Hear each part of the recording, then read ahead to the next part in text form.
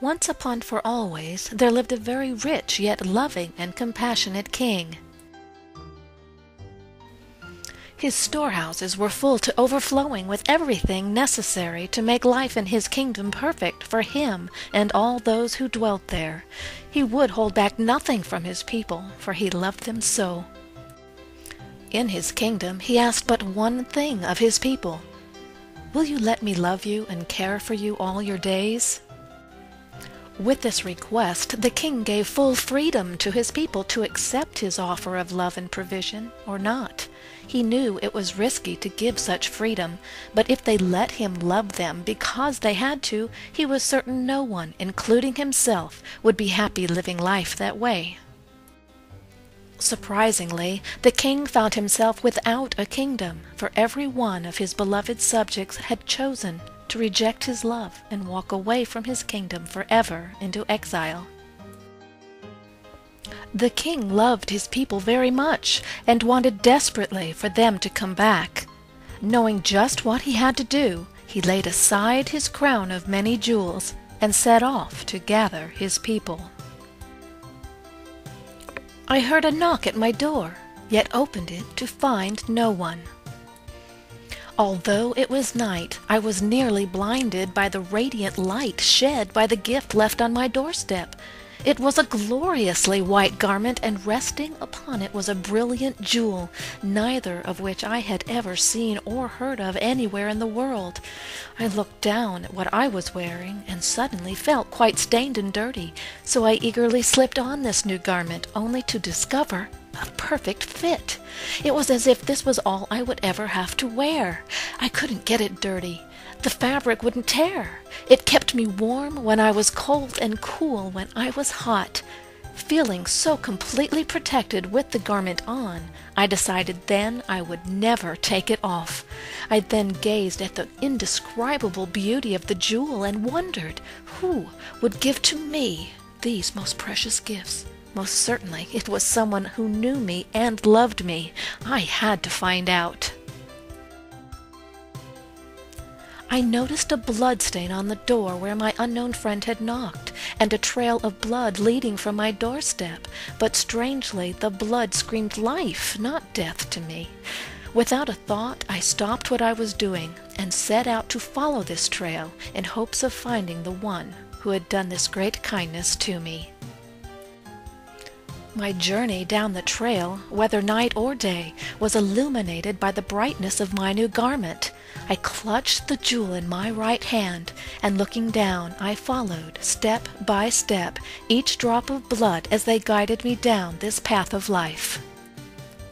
I found myself at every door of every person everywhere, knowing that my friend had given to each one the same gift given me. Who would have such an endless treasure, and who would possibly just give it away? Much to my amazement, I realized that not everyone appreciated the value of these gifts. Some of the gifts, stepped on, trampled, and dirty, their original radiance and beauty beginning to diminish due to total disregard, remained on the doorsteps where my friend had left them.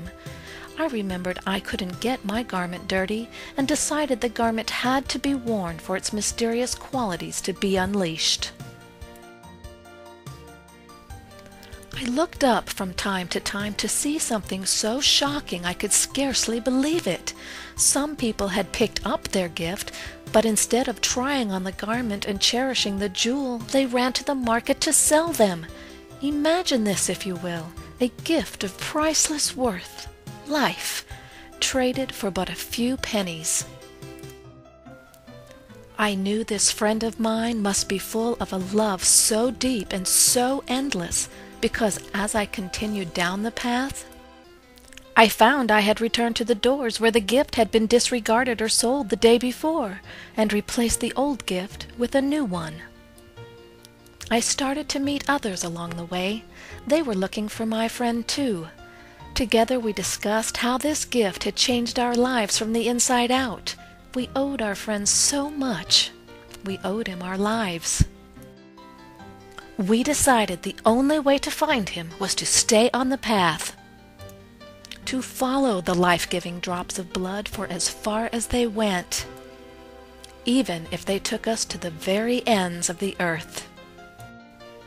Time started to pass as if time did not exist, and our group in search of our friend grew continuously. We all found that as long as we stayed wholly devoted to our search and did not stray from the path to the left or to the right, we did not hunger nor did we thirst. We had everything we needed to live this new life in victory. The path led us to a hill, and on that hill was a cross. Somehow we all knew we were nearing the end of our journey. We also knew that the cross presented a question we all had to ask ourselves. Am I willing to give all I now have, gift and all, in order to finally find and meet this great friend I had been long in search of? Some decided no, turned and walked away, the radiance of their garments dimming and their jewels turning to coal with every step. There were many, however, who decided yes and continued on, knowing full well what had to be done. One by one we climbed that cross and shed our blood, full of death, so our friend's blood could replace our own and give to us the life which had screamed to me when first I saw it outside my door. As our blood drained from our bodies, we felt the agony of death, yet at the same time were comforted in knowing that our friend had been here first. The sacrifice was his. Just as death was realized, we felt life overcome us as his blood flowed through us. The moment we were filled with new life, we knew in our deepest parts that this life was really love, the purest love the world has ever known. The power of this love carried us from the cross directly into the presence of our friend, where we finally met him face to face. With our garments as radiant as the day they were given to us, and our precious jewels in hand, we could do nothing but fall at his feet and praise and thank him for all he had done, and for every step of our journey to find him. The rich, compassionate, and loving king was back in his throne room, for he had completed what he had to gather his people and bring them back to dwell at will with him in his kingdom, and let him love and care for them all their days. One by one his people carried their jewels to him and placed them back in his crown from whence they came. For as many as there were people with jewels, a place had been prepared for them on his royal crown, none too many and none too few. Somehow he knew. And he was their king, and they were his people, and together they lived happily ever after. I give you all my love, your friend, King Jesus.